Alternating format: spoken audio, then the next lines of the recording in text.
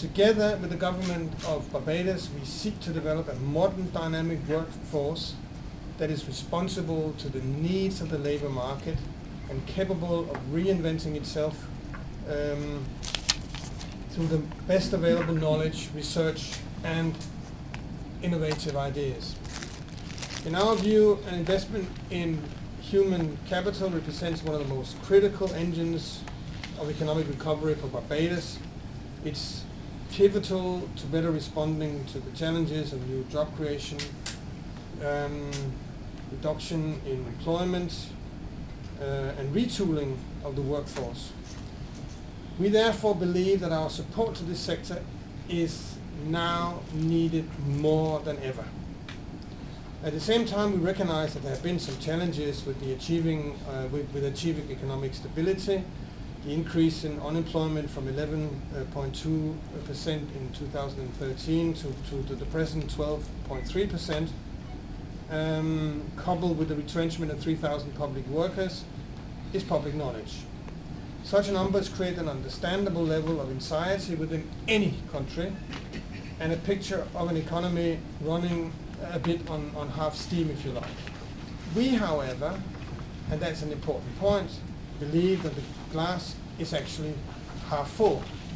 Indeed, the current scenario provides an opportunity for the decision makers in this country to carefully rethink the demographics and services of a new fit-for-purpose public service.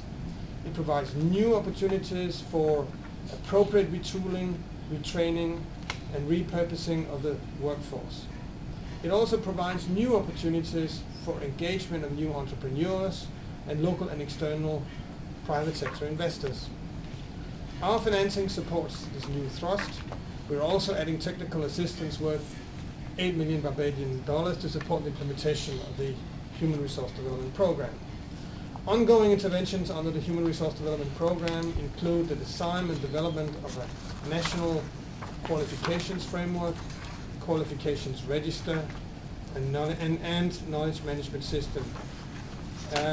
Development of a new macroeconomic model for the country will be undertaken this year. So too will be strengthening of the personnel administration and training administration divisions, and development of a new productivity and competitiveness index. In addition, we are also supporting assessment of professional and investment opportunities in the areas of sports and culture. The various interventions will provide some of the requisite knowledge for decision and policymakers to gain a better understanding of the potential leverages that can attract investors to the new economy. Here I speak of emerging industries such as green technologies, cultural industries, and new niche areas in tourism. Our support will also help to better position the country's investment in education through an economic assessment of education services, rationalization of the technical and vocational education and training, TVET, and continuing education sectors. And also financing of modern learning support system and special needs education policy. You will recognize that this is a significant investment and quantum of work to be completed over the remaining life of the program. We, however, believe these to be strategic building blocks on which the public and private sector can develop the necessary systems, products and services of the modern Barbadian workforce. The EU takes note of the efforts made to stabilize the Barbados economy through the homegrown growth and development strategy, while acknowledging that the economy is still at a critical juncture. The Barbados economy is showing signs of recovery, with growth returning in 2014. The outlook for 2015 has also improved with a decline in world energy prices and a robust recovery in the United States and increased airlifts from new markets such as Brazil, which are all expected to have a positive impact on the Barbados economy. To secure fiscal sustainability, the EU encourages the government of Barbados to continue their adjustment efforts through the ongoing and planned reforms. These include the introduction of the planned fiscal responsibility legislation, the enhancement of the oversight to strengthen statutory bodies and state-owned enterprises, and the modernization of the national procurement system through the approval of the procurement legislation. The EU will, together with the government of Barbados, continue to monitor closely the macroeconomic situation and progress in the implementation of public financial management reforms in the coming months. Commission working in collaboration with the government of Barbados through the various point agencies, of course the Public Investment Unit in the Division of Economic Affairs, and then on a broader scale with the Ministry of Education and Technology, and the Ministry of Social Care, Labour and Social Security, which has direct responsibility for the HDR program, have designed an appropriate response to the need for Barbados' economy to go to a slightly different level and in a different form. As you are well aware, we've had quite a few years now of significant impact from the 2007-8 global economic and financial crisis and the attendant difficulties which spread to many Western economies, at least most of all, of course, those most vulnerable, such as Barbados and its neighbors. And in the process of understanding first the impact of those, measuring those impacts, and building an appropriate response, the European Commission and the government of Barbados have come together to design a program that seeks not only to assist with the overall macroeconomic reform of Barbados' economy and repositioning of it to become more competitive, but within that economy itself to do a transformative intervention where human resources are concerned. Barbados is a country known not only here in the region but internationally for expending considerable sums on human resource development.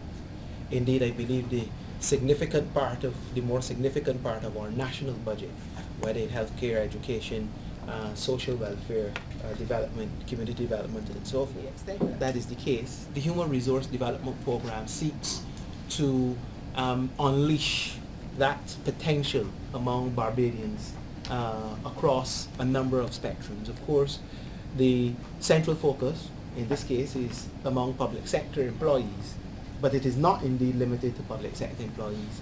It is in fact extended to all Barbadians.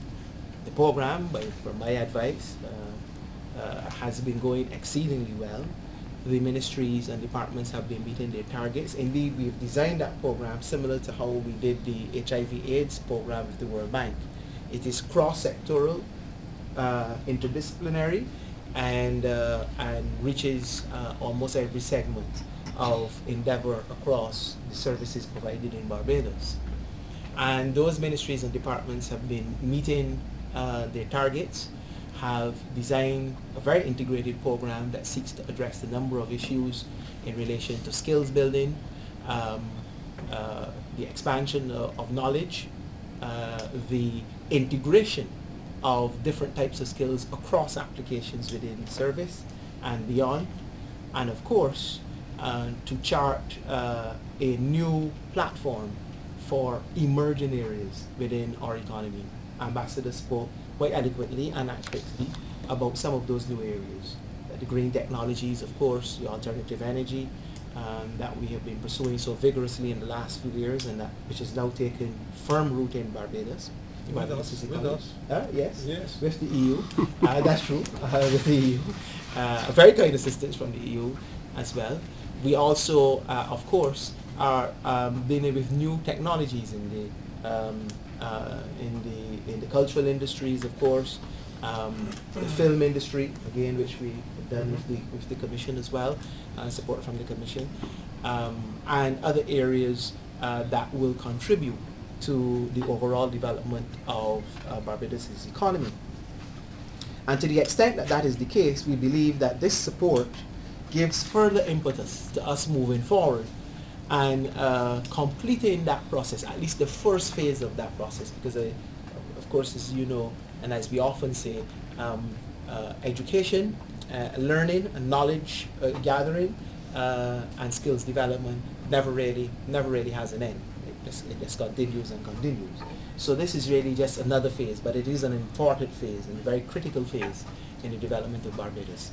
And why is it so ultimately important? Because it prepares not only those persons who are currently in the workforce, but those persons who have the potential to be in the workforce to contribute to Barbados' development. Our unemployment rate is at an unacceptably high level of 12.3%, I believe, at the latest figures, and that is a direct response or a direct consequence of the economic challenges that we've been facing. Well, we expect, as we are beginning to see now, that those challenges will recede, and as the Barbados economy rebounds and gets stronger going forward, as the macro stability locks in, as the ambassador has been saying, whilst we pursue the fiscal reforms, the macroeconomic reforms, and of course the administrative reforms across the system, whether it is in budgeting, whether it is in the state-owned enterprises, whether it is in procurement, or indeed in a general reform of our economy in terms of the rail sector, in sugar and agriculture, in tourism, in international business, and the others, that a new cadre or better trained cadre of workers will be needed in terms of the skills that are going to be required to drive that new economy. And so to the extent that this project, this program contributes to preparing us for that eventual upswing, which we are beginning to see emerging now, means that it is ultimately one of the most important aspects of the economic reform process in Barbados. And so I want to thank Ambassador and his team for the continued patience and support. We know it is not always easy in this environment to be able to continue to make resources available to other countries when some of your own territories are having their challenges, but it shows the level of commitment, the level of recognition of the need to support your colleagues around the world from the European Union and the Commission itself. And I want to thank both those in Brussels, but also precisely your local staff here who have, or staff located here, who have worked tirelessly with the Public Investment Unit, of course, Dr. Woodruff, Mr. McCaskey, Mr. Fredericks, and the others at the Economic Affairs Division and the Public Investment Unit for continuing to see this process to the stage where we could get to another tranche disbursement.